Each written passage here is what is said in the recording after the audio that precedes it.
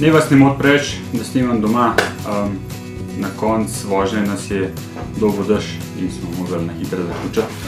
Ne najprej povem, da sem se usedel na F800 GS Avenger direktno iz KTM 690 Enduro R, ki je v bistvu po mojem mnenju kar do neke mere konkurent 800-kubičnemu GS-u. In prvi občutek je, a se bo kaj zgodilo, kaj se dogaja z motorjem. Tako, pač BMW je toliko speglan, toliko uglajen, toliko lepo se odziva na gas, da v bistvu napram KTM-u je kada, ne vem, teka elektrika poganja, kaj pa je z njim. In to je pač stvar, ki jo na daljšem potovanju začne ceniti.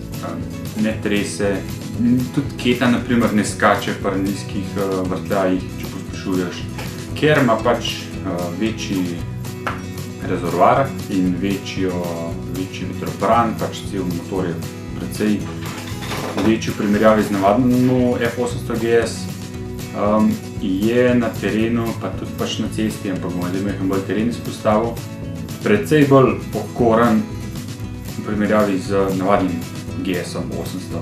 Sej se da zelo, marsikaj se da splezati, marsikaj se da prevozati, je pač v veliki prednosti napram večjemu obratu zaradi klasičnega vzmetenja, ki precej boljš sledi podlagi, ampak ni pa to razbijaški motor, ni to za driftati, za skakati, za... Prišli boste pa v bistvu več ali manj posod. Na terenu, zdaj odvisen, če je teren odprt, je tudi ta velik GS zelo v redu, oziroma ta velika Adventure zelo v redu. Treba je pa vedeti tudi to, da pri Tamalmu, pri 800-kubičnem motorju je vzmetenje malo bolj učinkovito na težje prehodnih terenih in za res težko prehodne, oziroma tiste hard enduro bi nekdo rekel, bi zagotovo vzel iz garaže 800-kubičen motor. O ta velikmu GS-u pa v bistvu res, bolj kar razmišljam, bolj ne najdem nobene stvari, da bi jo res pograjal. Pač lahko se izpostavil ceno, motor je res drag, ampak to je motor, kak se enkrat na njega usedeš, pa ka veš že prej, kaj ponuja, v bistvu samo se hočeš nekam peljati, pa čim dalj. Vetrna zaščita je vrhunska, res, po avtocesti se pelješ hiter in še malo prehiter, pa sploh ne veš, da je prehiter. Motor je fantastičen, ogromen navora z nizkih vrtljajev. Vozne lastnosti so take, da nekdo, ki motorja pa še ni peljal, bo rekel, da je glomazan in da je krava, ampak pejte ga peljati, pa povejte, če je to res krava, ker to se nenormalno dobro pelje. Celo lahko bi rekel, da se pelje lažji kot 800-kubičen GS. Tega mi mogoče kdo ne bo verjel, ampak dejansko je ta bokserski motor in ta vzmetenje, ne vem, kva to vse pač vpliva na to, tudi mogoče to, da ima 19-palčno platišče spredi, 800 GS ima 21, tako enakomerno in lahkotno pada v in, da se ga pelje k moped. Ko pa pride do terena, je pa tako, dokler je makedam, samo makedam, tudi če je malo tak razrit, se motor pelje lahko v enih takih normalnih mejah, v bistvu enak hiter kot pa 800 GS.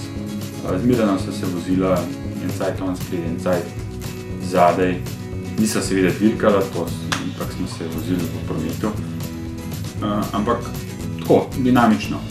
In moram reči, da ni neke razlike, da bi lahko rekel, ne, s Tamalmu pa lahko, ne vem kva, si hitrejši in dirkajši. Sploh ne.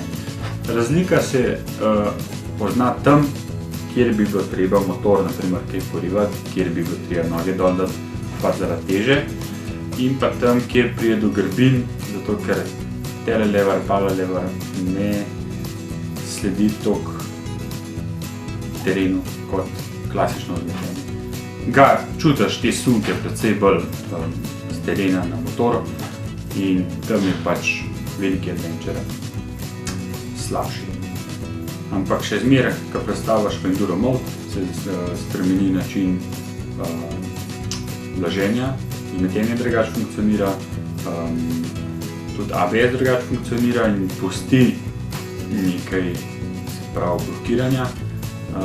In se da, no, zelo lepo se da po terenu peljati, dokler pač ta ni pretežek. Na kratko, 800 GS je v bistvu, se mi zdi, no, zelo ustreza tistemu, kar marsikateri motoristi pogrešajo, da so bilo čas Super Tenere, Africa Twin.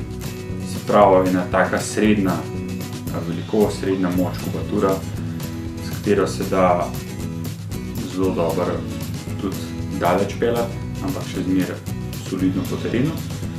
Medtem ko veliki Adventure je pa pač en tak čist poseben motor za tistega, ki se ga lahko prvoš, to je verjetno največji omejitev, pa ko se rad daleč vozi. Tale novi BMW-ček je res ta prava zadeva, tako za po Sloveniji, kot sem prepričan tudi okrog sveta, če bi bilo potrebno. Prav nobenega občutka človek nima, da bi lahko bil zaskrbljen, da bi mogoče kakšna stvar odpovedala ali pa da bi bil motor premalo učinkovit na kakšnih področjih ali pa premalo udoben. Tako da, jaz se blazno dobro počutim in edina napaka je to, ker je motor pač tukaj in še ni v moji garaži.